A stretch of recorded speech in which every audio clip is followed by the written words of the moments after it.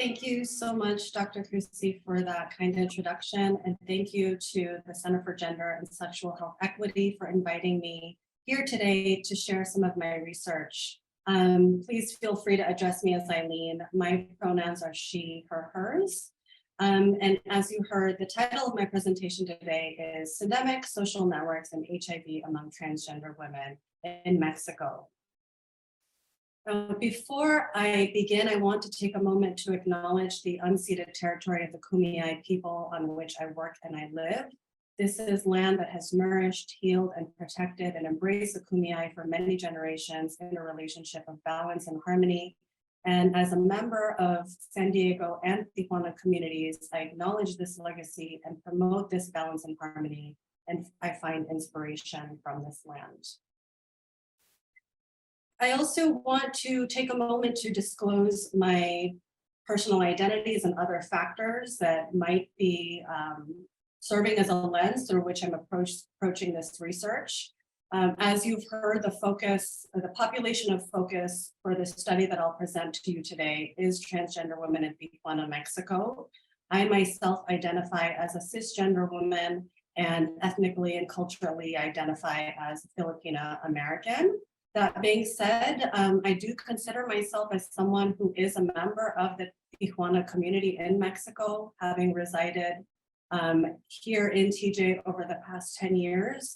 My partner is Mexican, and we're raising 2 children here in Mexico. So I do have a fondness for Tijuana and Mexico as a country and as a culture that could certainly be bearing as a lens through which I'm approaching this research and how I am interpreting the results. And I also want to, before I begin, acknowledge my collaborators and the funding that has supported this research. Rosario Padilla is the director of Centro Servicio SER, the community-based organization that I partnered with to be able to conduct this research. And I also want to thank my collaborators, Dr. Samuel Navarro, Laramie Smith, Heather Pines, and Angel Algarin, for all of their wisdom, time, and expertise that they shared in really supporting and guiding this research. This is a study that was funded by a couple pilot grants, one from the San Diego Center for AIDS Research International Corps, and also from the San Diego State Jumpstart Program. This is an overview of what I will be sharing today. I'll first walk you through some background literature about HIV in Tijuana. I'll talk about syndemics in the HIV literature and also social network interventions that have been used to address HIV prevention and care outcomes. And to kind of provide the context to lead us into the overarching goals of the current pilot study and specific aims. And I'll present some results and data, and we'll move into some discussion. So Tijuana has an HIV epidemic that has been labeled as unchecked. As you can see in the title of this book that was published in recent years called Tomorrow is a Long Time, Tijuana's Unchecked HIV/AIDS Epidemic. The city is located about 20 miles south of San Diego, right along the US-Mexico border. And it's known to be located along a major drug trafficking route, where drugs that are being produced in South and Central America and in Mexico are trafficked up to the United States through this port of entry. And it's a place that's also known for sexual tourism. So there's a lot of commercial sex work that goes on in the city. And the HIV epidemic in Tijuana is concentrated among specific key populations. Overall, the city has the second highest HIV prevalence in Mexico, and data from our team has demonstrated that transgender women have the highest HIV prevalence compared to other key populations in Tijuana. For example, we see 4% among people who inject drugs, 6% among female sex workers, and 20% among men who have sex with men. Now, similar to other communities of transgender women in other parts of the world, in Tijuana, trans women face extreme stigmatization, marginalization, as well as violence.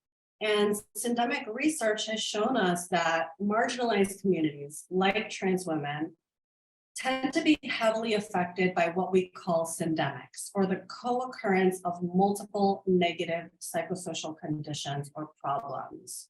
So for example, you may have heard the term SAVA syndemic, which is an acronym for substance abuse, violence, and AIDS, that was termed by Meryl Singer and colleagues. And this word syndemics is derived from a combination of the words synergy and epidemics.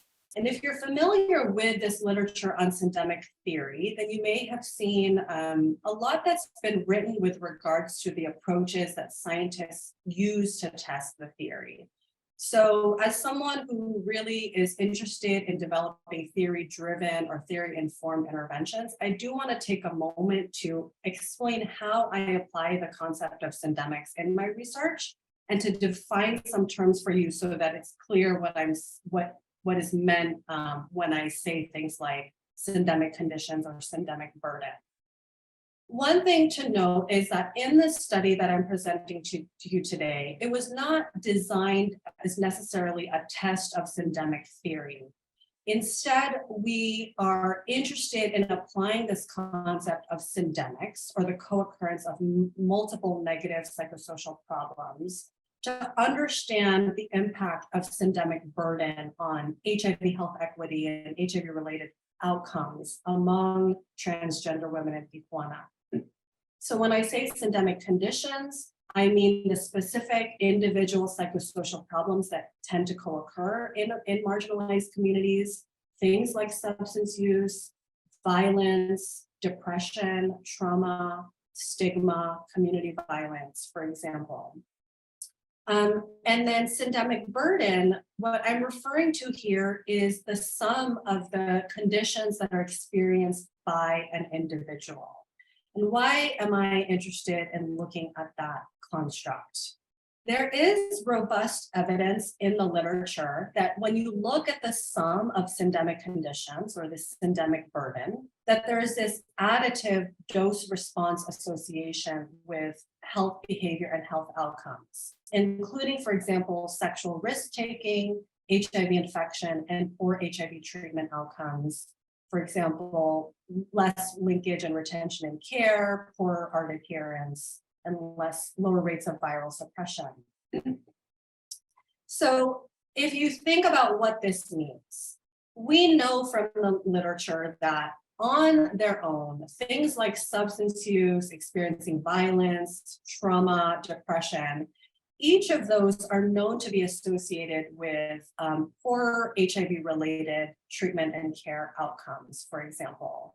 Now, if you think about the living with a greater number of these types of conditions, substance abuse, I'm dealing with violence in my life, depressive symptoms, trauma, stigma and discrimination, all of those together create an added heavy burden in people's lives that could really compound risks for poor health outcomes and health behavior.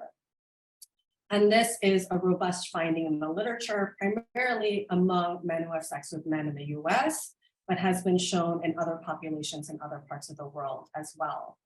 So what work has been done in this area to do something about syndemics as a problem? We know this is a finding that's been replicated time and time again, this additive association that I'm talking about.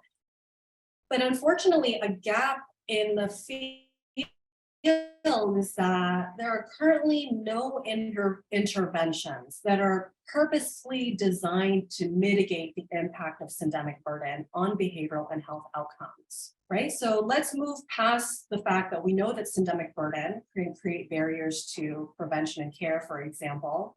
What can we do about them? What kind of interventions can we develop to address this? We have conducted some formative research with men who have sex with men and transgender women in Tijuana, and have some preliminary data to suggest that social networks might be a point of intervention to address syndemics and promote HIV engagement in HIV prevention and care outcomes.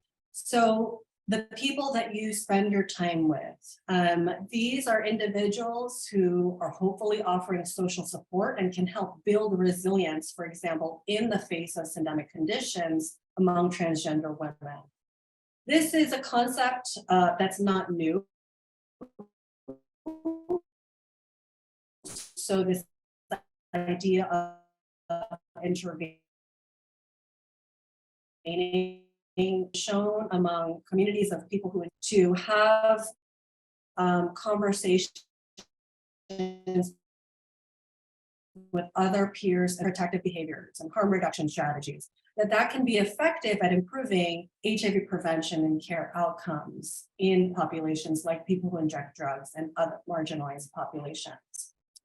However, if you look at the literature on social network interventions in HIV and on syndemics, we see two gaps. One is that the social network interventions that do exist, very few of them have been tested among transgender women. There are studies that are currently underway, but that is a growing area of research. And also that these interventions have been shown to be efficacious at impacting health behaviors like receptive needle sharing, for example, or HIV infection, but not at directly addressing this idea of syndemics or syndemic conditions.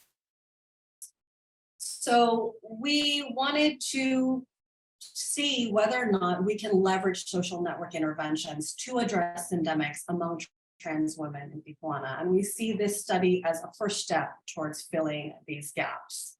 So in this study, we were interested in recruiting about 150 HIV negative and HIV positive women in TJ with these specific aims in mind. One is to first describe syndemics and the syndemic burden. What are the things that hang together and cluster together in this population? And then do we see this association between syndemic burden and engagement in HIV prevention and care outcomes? And then we also, I'll show you that we found some interesting but surprising results. And so we wanted to kind of unpack those findings to also look at individual and social network factors that are associated with engagement in the HIV prevention and care continuum by one specific syndemic condition, and that's gender-related violence. So I'll talk about what all that, the specifics of all that as we get into the research. But as I mentioned, we're hoping that this data could really be used to inform our next step of developing a social network intervention for syndemic affected trans women in Tijuana.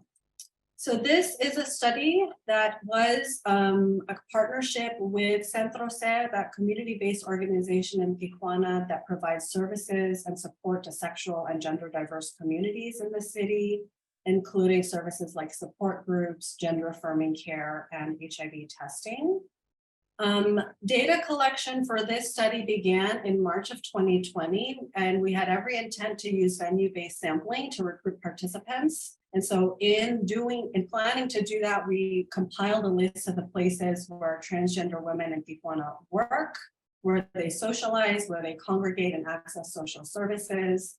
And because we were also interested in recruiting women living with HIV, we were also interested in recruiting from venues like hospitals and HIV care and service providers. The idea is that staff go to these places at random times to approach and screen participants on site to see if they are interested and eligible to participate in the study. But then COVID happened when we were starting recruitment, and we had to switch gears.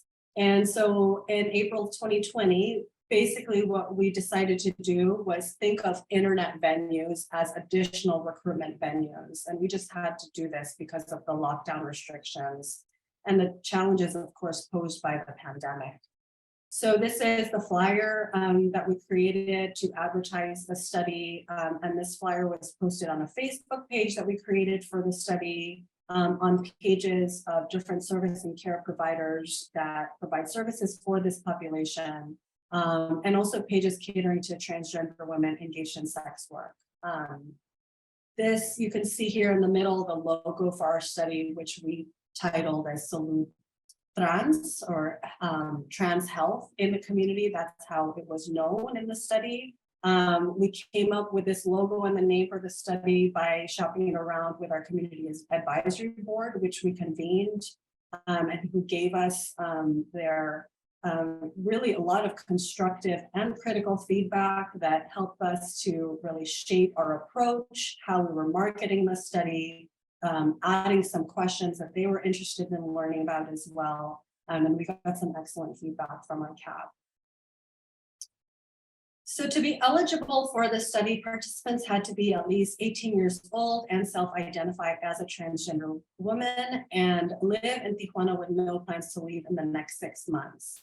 And that's because this was a longitudinal study where we collected data at baseline and 6-month follow-up, but we have only had the opportunity to look at the cross-sectional data. So that is what I'm going to present to you so far, but it is definitely our plan to kind of look at these things longitudinally.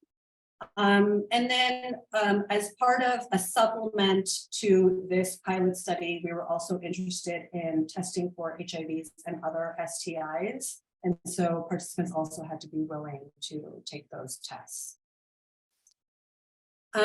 Just to quickly review the procedures, we received ethical approval. Surveys were administered using computer-assisted personal interviewing. The surveys were originally written in English and then translated into Spanish and then back translated and really reviewed for cultural and linguistic appropriateness. The surveys took about 1.5 hours to complete, in some cases longer, depending on how large people's social networks were. And I'll talk about that when I talk about the measures. And for completing a survey, participants would receive $25 US.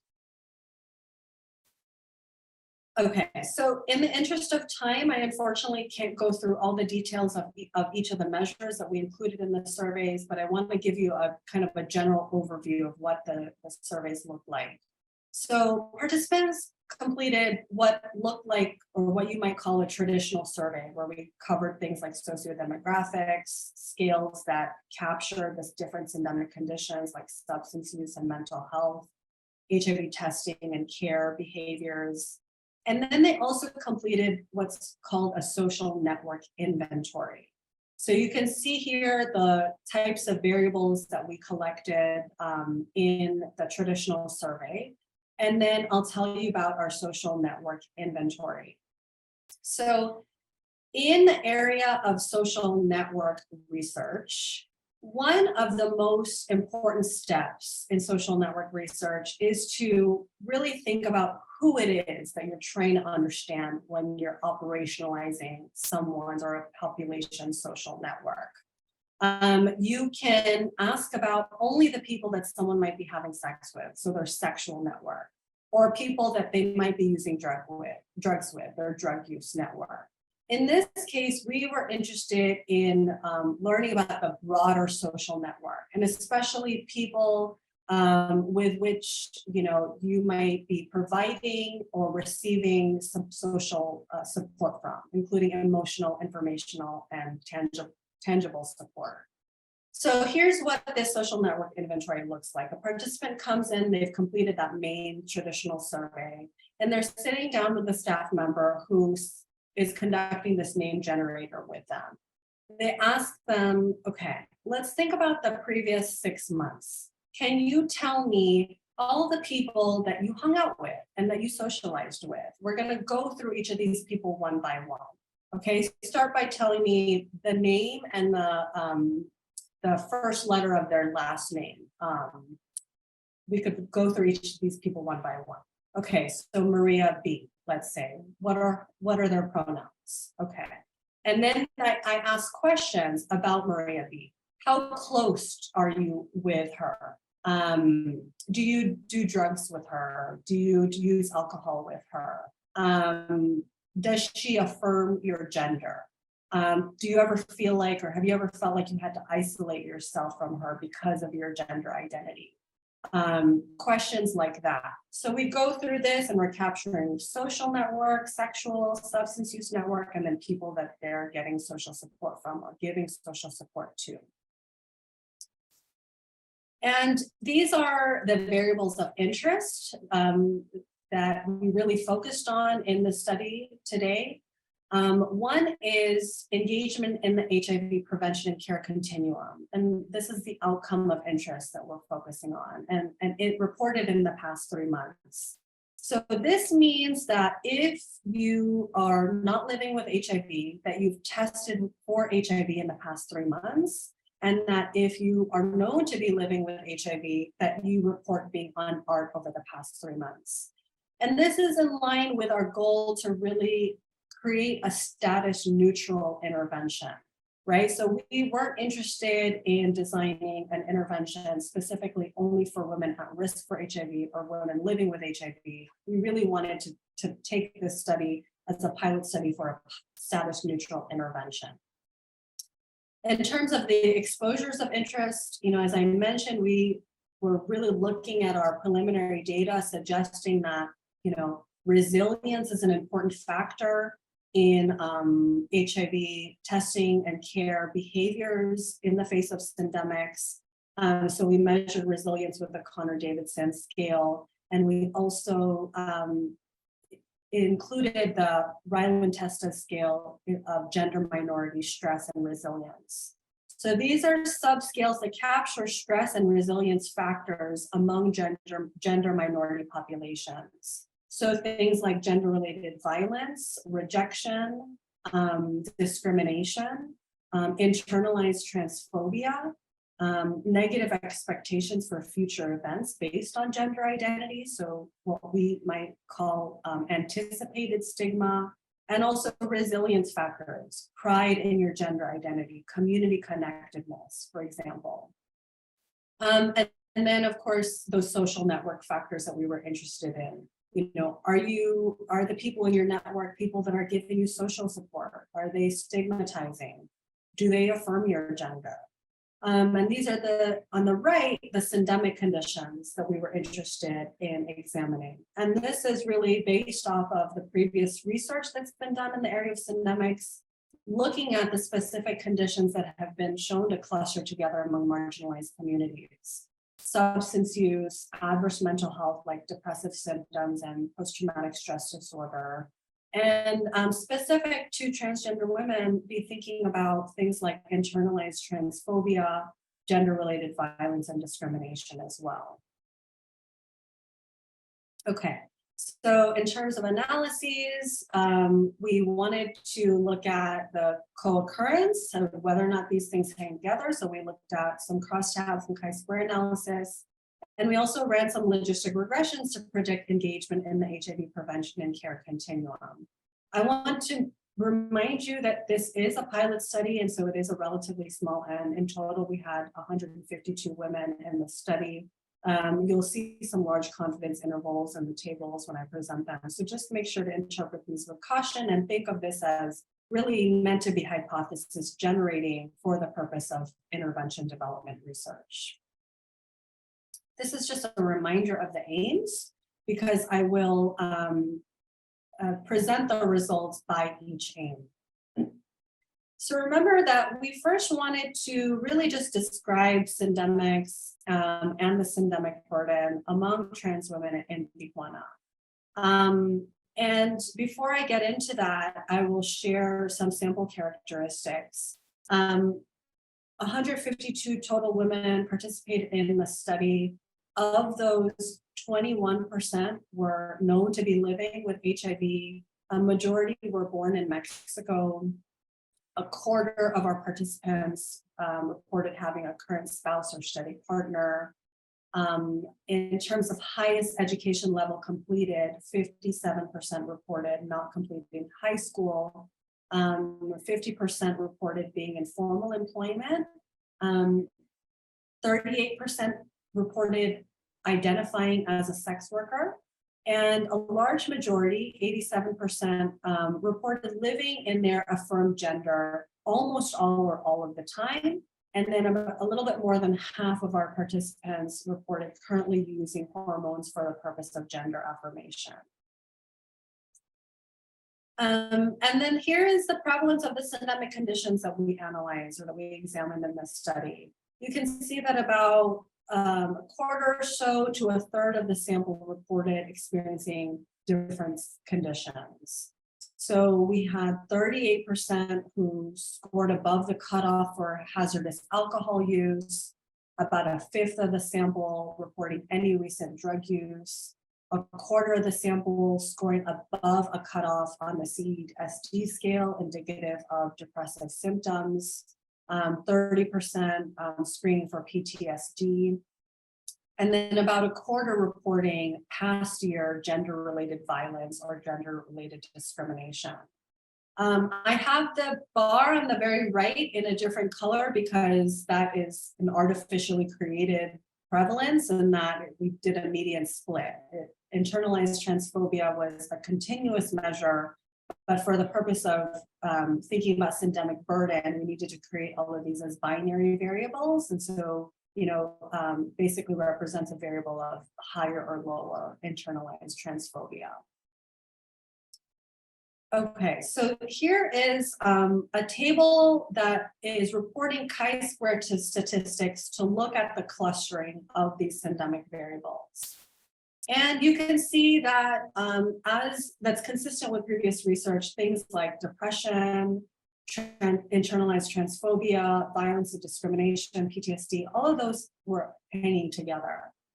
What is unlike previous research, and that you can take away from this slide, is that surprisingly, neither of the substance use variables were found to be associated with adverse mental health, violence, or discrimination, or internalized transphobia. And so this was surprising, right? That usually we find substance use as part of a cluster, but this was not the case here, suggesting to us that among, at least in this study, among trans women, substance use is not part of that syndemic. Our second aim was to examine the association between syndemic burden and engagement in the HIV prevention and care continuum. So what we did is we operationalized syndemic burden. As a reminder, it's a sum variable of depression, PTSD, internalized transphobia, violence, and discrimination. All of those variables that were found to kind of cluster together and excluding the two substance use variables. And so each participant could report experiencing none or zero of these conditions, or from 1 to all 5 of them. And we entered that as a predictor of engagement in HIV prevention and care continuum in the past 3 months. And what did we find? We found a p-value, it's trending, right? It's p equals 0.06. So this marginal association in the opposite direction. So that higher syndemic burden was associated with greater odds of engagement in the HIV prevention and care continuum. But the more problems that the women were reporting, the more likely we were to see them as having reported being tested for HIV or being on ART if they were living with HIV. So, obviously this was something that was surprising, and we wanted to unpack this finding. And one way to do that is to look at which of these conditions could be driving this effect or this association. And so we tested each of the syndemic conditions separately in different models to see which one or which of them could be associated with the outcome. And we found that of the 5 conditions, only gender-related violence was associated with the outcome, such that if you've experienced violence in the past year, you were at a greater odds of engaging in the HIV prevention and care continuum. So we wanted to really unpack what was going on among women who have reported experiencing gender-related violence in the past year. And so what we did was we wanted to let's think about these individual factors like resilience, like gender minority related stress, and the social network factors, to look at them as predictors of HIV engagement in the HIV prevention and care continuum, separately for women who have and have not experienced violence, that maybe there could be something that's different that's going on among women who've been experiencing this violence in the past year. So we did these stratified analyses, and these are the exposures of interest that I've already kind of mentioned a couple times.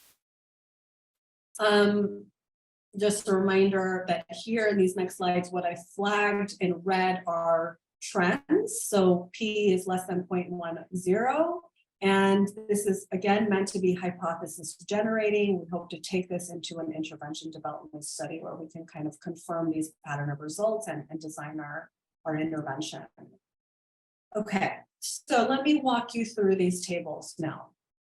What you're seeing here is on the left, different predictors of our outcome, engagement in the HIV prevention and care continuum in the previous 3 months. Just to remind you, that means that if you're negative, you've tested for HIV, or if you're positive, that you're on ARN.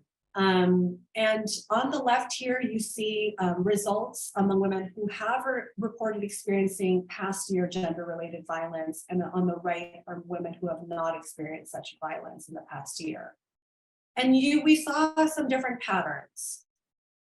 Resilience. So this idea that, people are different and how well they are equipped to bounce back from tragedy or trauma or stressful events, that people who were higher on the Connor-Davidson resilience scale, and if they've experienced violence, that they were more likely to have engaged in the HIV prevention care continuum, which I think makes intuitive sense. And then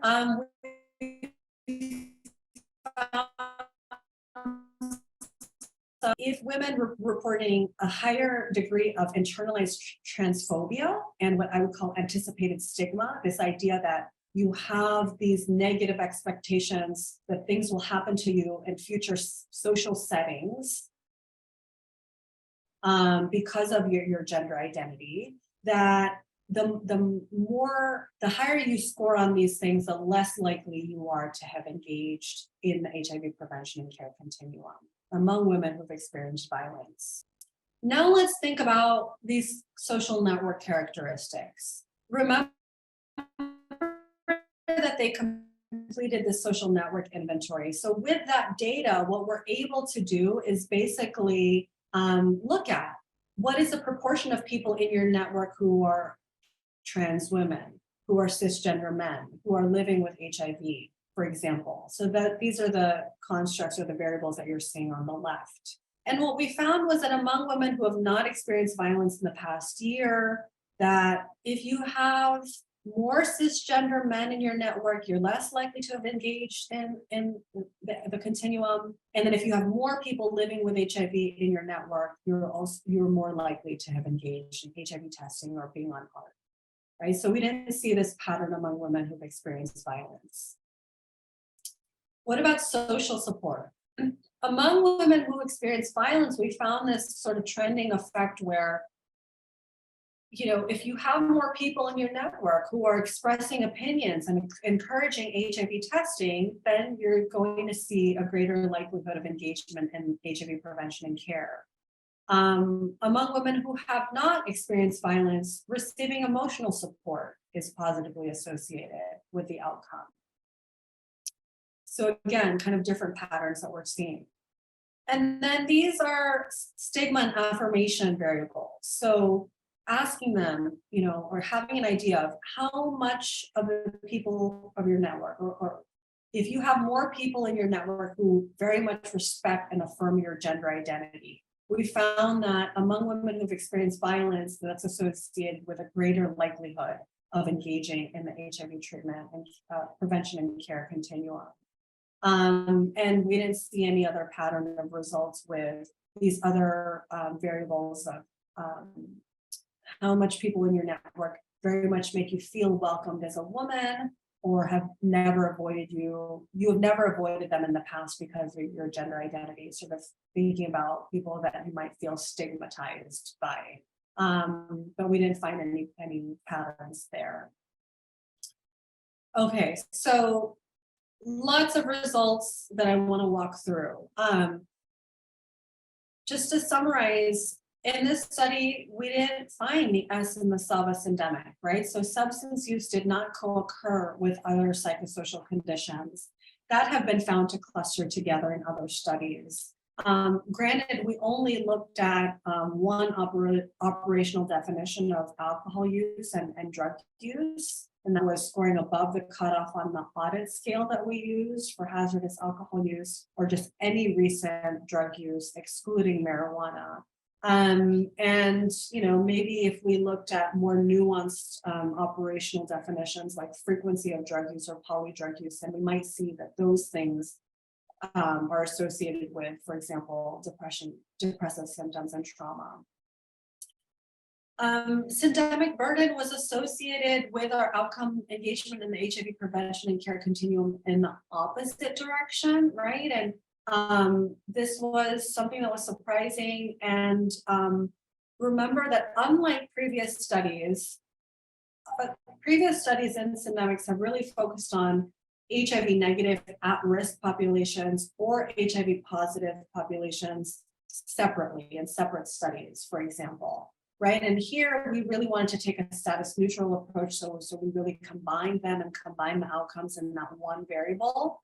And given the sample size, we don't think, you know, we can cut up the cells too much, but we can certainly kind of look at whether or not the patterns are different depending on if we separate out those groups.